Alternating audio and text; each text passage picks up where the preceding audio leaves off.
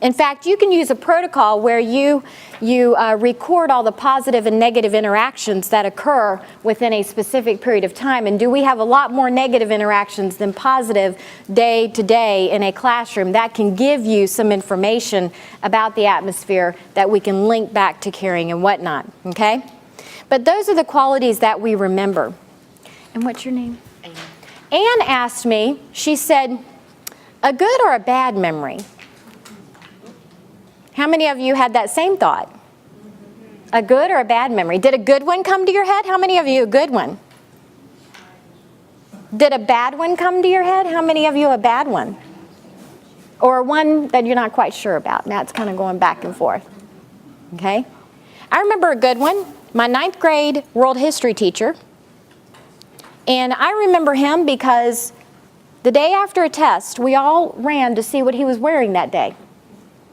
Because if he came in a suit, we knew we were in trouble. Right? Had high expectations of us. Okay, that's something I remember about him, a positive memory. I remember another teacher, 3rd grade, that I was in the clinic a lot that year. I had stomach aches a lot that year.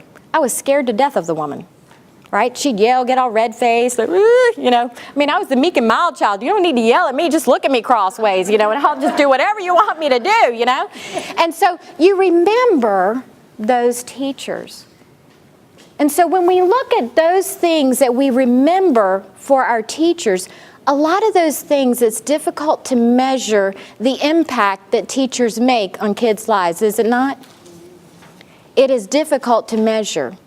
But can we measure some aspect of an impact that a teacher does make on a kid's life? Can we measure the impact that a teacher makes on a kid's life by sitting in that classroom for 180 days? We can. If they don't learn to read, if they don't learn to do math, if they don't learn what they need to know, then they're not set up to perform as well as they could. Okay? So those personal aspects are really important. Caring, fairness and respect, having a positive attitude, reflective practice.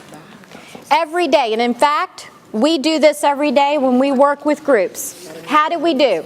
How can we get better next time? What should we do differently, right? That's what we do after we teach every lesson. How did it go? And you're reading how kids are looking at you. You know, if they're looking at you like you got 3 heads coming out of your neck, right? You know, whoa, wow, they're not with me, right? Okay? And so we do that as part of our teaching. But again, these aspects over here, this is much of what our standards are based on. And including also, we have some background in there in the standards, and we'll get at that later. But any evaluation system should be based on what we know makes an effective teacher.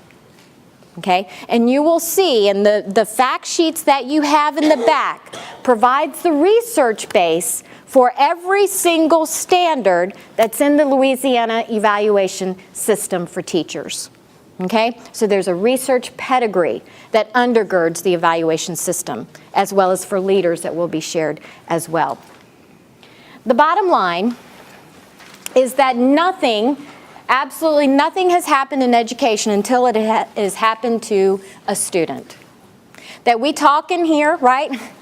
We develop curriculum, and curriculum is just a notebook on a shelf until it impacts a child's life. That this evaluation system, again, why do we have an evaluation system? What are some of the reasons that we have it in the first place? What are some of the reasons? Support.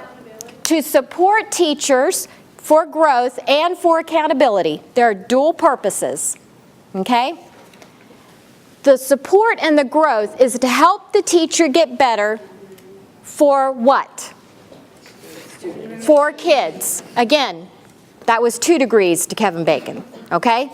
So support teachers to positively impact student learning.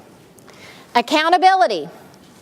That is one of the purposes of an evaluation system. Because if I am doing things that negatively impact student achievement, I need to grow and get better, and that evaluation system is going to help me to see My working with my administrator is going to help me to see what are the areas in which I need to grow and do better.